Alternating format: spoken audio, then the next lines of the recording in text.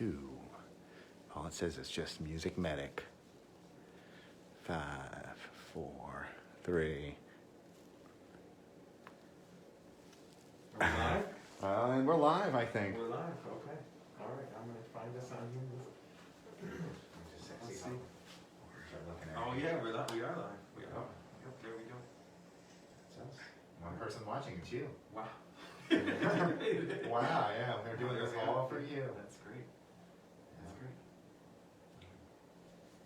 Well, we'll have to edit this out in the future. That's right. That's right. So low A keys today. Yeah. Did you prepare anything? I forgot it. I was just going to run home real quick and just go and take it. It used to just take me a second, so we'll just keep things rolling here. Keep this going, and then we'll get it going. We'll get it going here. So yeah, Low A Wednesday. Low A, yeah, Low A. Yeah. A lot of Low A, a lot of Bay Area and Bay stuff lately. Yeah. Not enough really when you think about it. Yeah, not enough. But yeah. That's true. Yeah. Yeah, more Bay Area, more Low A stuff. So yeah, this will be fun. People will see our soprano and our Barry. We got a Mark 6 over there. We're like the Spinal Tap. We just take it to 11.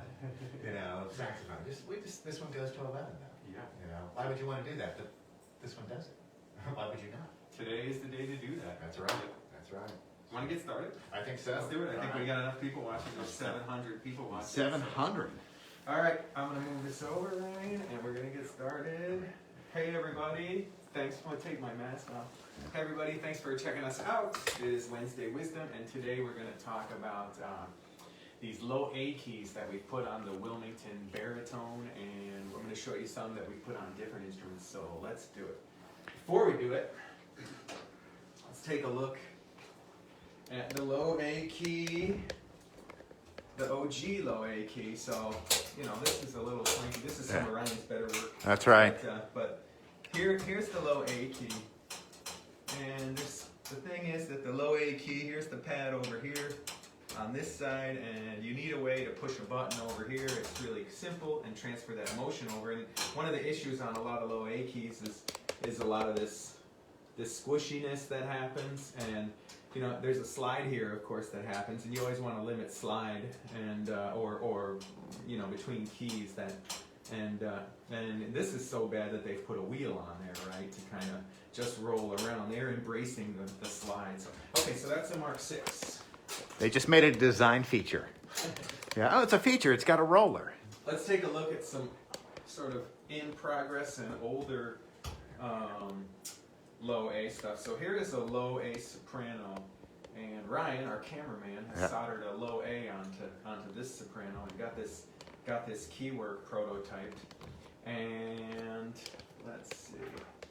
Here was one prototype that we had for a low A. So the idea here is that that you push this button, and this part, this would be the part that's soldered to the body, and that would be stationary, and then the whole key would move, right? So when you want to roll down to the low A on this soprano, it would roll down. Your sliding joint is still underneath there, but it's not sliding that much. And that's one of them. Now, Rich, I know you're watching, and you got some pictures of a soprano. Rich is going to post in the comments a picture of kind of what we did with this key eventually, and what will probably similar to what we'll do on this one. So that's a low A soprano. Let's take a look at the Wilmington baritone prototype. Precariously rested on a flute case. Okay, how did we do this? I think we had it. Yep. This way. Yep. What a weird way to. That's you have right. to do weird things that you're not used to when you're on video here. That's right. There we are. How's that, Ryan? Can There you we see go. that? It looks pretty good. Yeah. All right, I'm going to try to put my hand over here and remain natural. So here's a low A key. Let me show you what we did first off. I guess is this part. Now, this part, which previously was this part, we put a bar across here, and we connected it with a mini ball on each side. So you still have the sliding kind of that happens, but it happens inside this mini ball head, which is what this is intended for. So you still have these two keys moving moving in ways that require a little bit of flexibility, but the flexibility is in here, and now instead of a wheel or something, some connection, it's just a direct connection. So that gives it a really solid feel that way. So this is sort of one of the first versions of the low A key, or a version of it. And this one, we decided, I think Ryan, right, if we would put another roller on Yeah, here. second roller would feel much better. But we kind of stopped on this one. Yeah. This one has some coolness.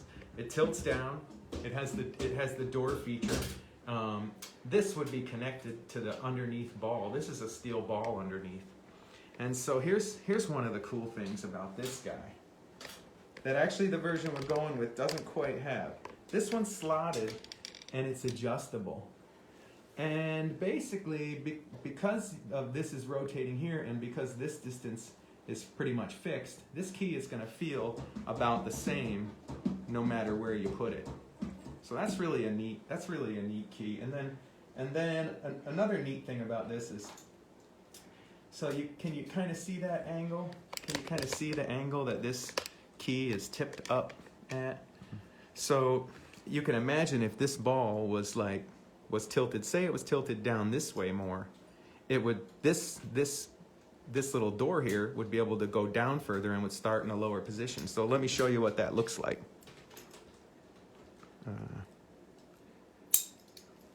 Got my Knipex here coated with some leather from our root pads to save the key, but this is a prototype horn. So you see I just bent that down, and now my little lever here, my little door is sitting lower. So it's lower in the down position, it's lower in the up position. If I wanted to go the other way, I could bend it up this way, and the little ball would come up and raise that door. So that's one. We think we like the feel of this other one, and with this one, there's still a connection in here underneath between the ball and this little door. So there's still kind of a bit of a sliding connection. Okay, now I'm going to change this out. This might take a second.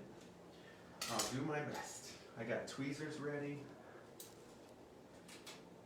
These aren't made to change on the fly. You're not supposed to be able to change these on a gig. That's right. 16 measures of rest, you can change out your thumb rest. Yeah. We tried to do it in 12. Yeah, it never happened. No. Never happened. But coming to something with a lot of low A stuff. Yeah. You might have to change it out for the faster thumb rest. So let me show you the real simple version first. Don't worry about this little pin sticking out the end here. Oh shoot, I still got to take all this off. Okay, here we go. You zoom in while you work, make it extra. Oh my goodness, stress. I got some reading glasses. Yeah. So When's it going to be ready? When's it going to be ready? Where's my best low A key ever? I know, right? we shot for the moon with that. Yeah. Although I have to say, it does feel better than any low A key I've ever used. I'm going to have to agree with you on that. And that was pretty much the question we were asking, Rich and anyone playing it, like, is that the best feeling one? And it's, it is actually the best feeling low A. Nobody could argue with us. Nobody can argue. Nobody. Okay. We're that good, right? That's right. Okay, so I'm going to put this guy on here. I'm going to stop saying okay like it's done. Put this key on here. You wouldn't want to have to change these on a gig. Right. I mean, you could if had like MusicMedic tools. It would be very easy. Some people are using electric screwdrivers Man. to take keys on and off. You ever tried that, right? I haven't. I'm sure it would be. I think it's cool. Like if you're doing like a lot of a rental fleet, all the same stuff, you could just put your little head on there.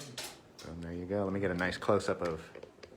The hardest part. This is the hardest part by far. You have to so I'm getting real tight. Yeah. Takes a steady hand and a calm mind to get the little screw in there, and it's very tempting to just rip it out with your teeth. Yeah. Okay, so this is the little mini ball that we're screwing on there. Okay, so now this one. Can you see that, Ryan? Yep. Okay, so this one is just the thumb rest with a roller, and then this has a roller. And the cork is just secondary. Well, no. Oh boy. Well, you see what I've done. Yeah. So this one, you just roll down to the key, and this key just tilts. Now that already has a great feel. The cork is Yeah. makes it grippy. Yeah. So this would be like a low C or low E flat key. Just exactly Yeah. like. So there's yeah, no tilt. It's just a roller and a key. directly connected. So let's take a look at what we think we're gonna go with. I only have to take this off because they both can use the same top. So this is kind of one of the final prototypes.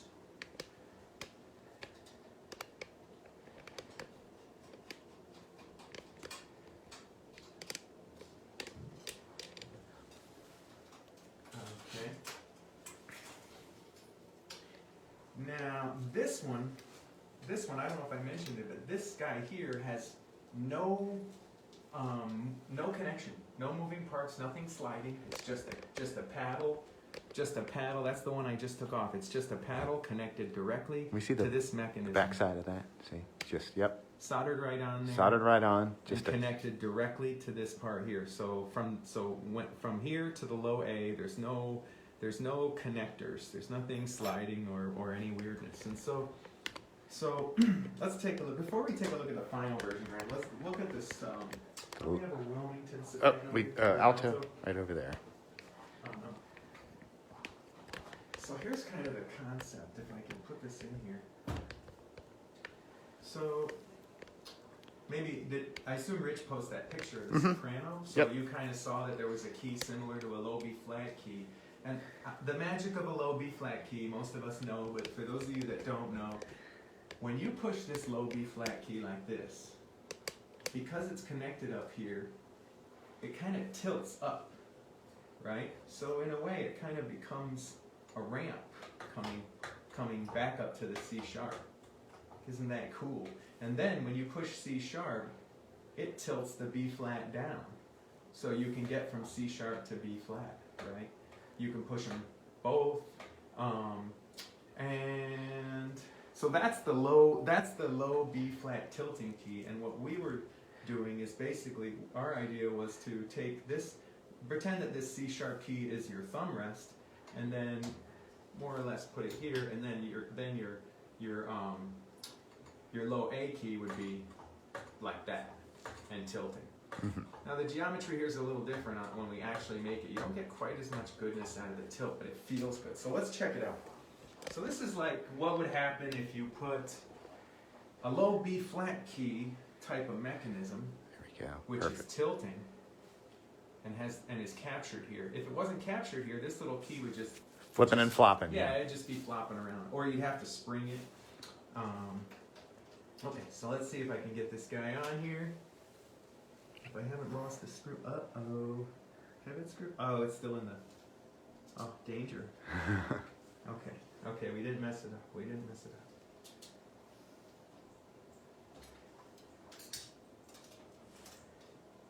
So this horn that I'm working on is the Wilmington baritone prototype. And we've been working on this guy for quite a while, and it really is starting to come together. I think all the intonation and tone stuff has been worked out. We really like the way it plays and the way it sounds. We fixed up some various feel things. We added key contacts. And this part that I'm doing here is something, we're not manufacturing this in-house, but we're also not going to get them with this key work. The way we designed this key work is so that when it comes here, we can remove what's on it and replace it with our keys. So there may be a possibility to put this on similar instruments, that our low A key, Right. with some technician filing and cutting and tapping and things like that. If those things don't sound scary, it may be possible to actually get this Basically, on yeah. there. Yeah. Retrofitted on your bearing. Oh, look at that! I have it set pretty high there. I'm not going to try to bend it down now because I would have to take it off to bend it down. I guess I have it set a little high, but can you see that, Ryan? Yep. Okay, it looks a little funny. I want to fix it. We've been bending on this thing, Yeah. didn't you? Yeah, we've been tweaking it here and Okay, there. So. I don't think the thumb rest is I on. don't think the thumb rest is on either. Oh, that's maybe what looks a little funny about it. Maybe my thumb rest needs to be. No, I think we have tweaked this thing around quite a bit. There we go. Remarkably, it still feels really It great. feels really good, yeah. Even though it No, looks weird, it feels really great. It feels good. Looks can be deceiving. So the subtle amount of tilt, when this comes down, this key here is tilting up. And that allows you to quickly get back up to the thumb rest. And in the down position, in one way, because there's not a lot of clearance underneath here, that right now there's no material on there.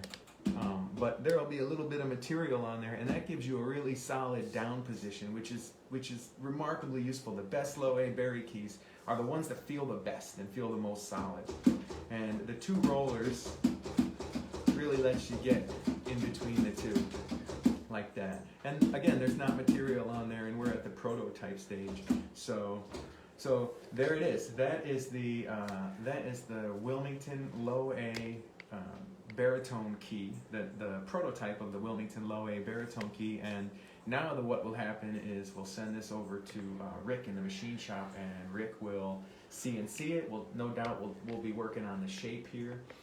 We're gonna we put a little cork on there to see what it felt like tilted up, and it was it's far better. Mm-hmm. So it'll have a curve up to it. So this is how it starts out. And I would be remiss if I didn't point out that all these parts were made by Jeff Massa here in the pro shop. So he did a really great job prototyping each of these, and that soprano picture is an old one, like from 10 years ago, made by Matt Scott. Right. So just had some really great technicians, and have great technicians in the pro shop. So can we see that the low A on the Mark 6 again, just so? Yeah. So we saw that. Let's just get a nice.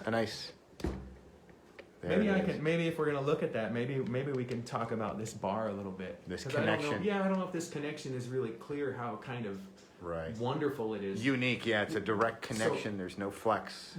That other connection is a connection that allows one key to lift up and the other one doesn't have to. But actually, these two keys never do that. So it's an unneeded articulated mechanism, and it has a whole lot of flex in it. This mechanism is directly connected from here into this mini ball by this nice big piece of brass, over to this mini ball, and then right to the low A. So this mechanism here has no play. It really can't have any play. The only play that can happen is in the mini ball mechanism, and that part is replaceable. And that's one of the beautiful things about this, is that the wear parts are replaceable. Yeah, there we are. And that's our mini ball, right? And those are available, on our website. So let's see. Let's take a look at that Mark 6 again.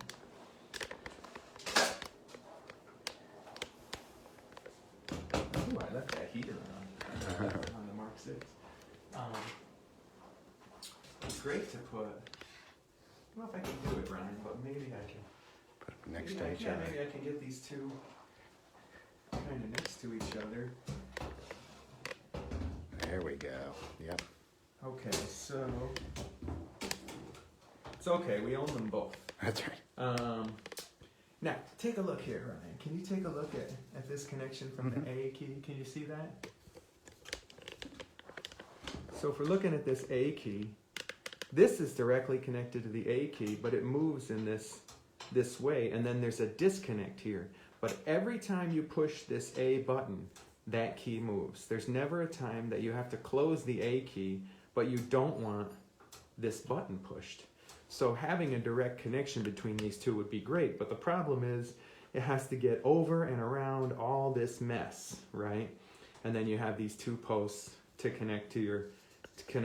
And when you're using these long pieces of brass and this long piece of brass, and you're pushing on this thumb button, that's a lot of flex. You see that flex? Yeah.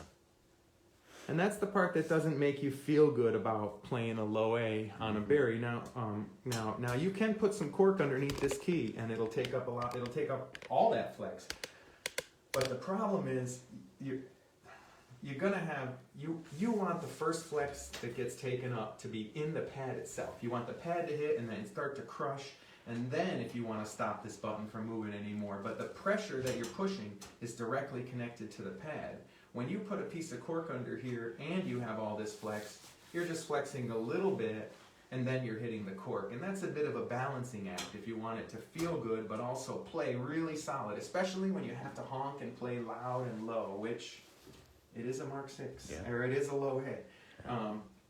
So here, on this one, you can see directly connected by this bar and 2 mini balls all the way across. So when I push this, any flex that's going to happen is really going to be in this keywork or in this pad. So when you press just the low A key on, unlike this Mark 6, it doesn't press the thumb button. When you press just the pad cup, see how the whole thing It's directly connected. directly Yeah. connected. There's no loose connection.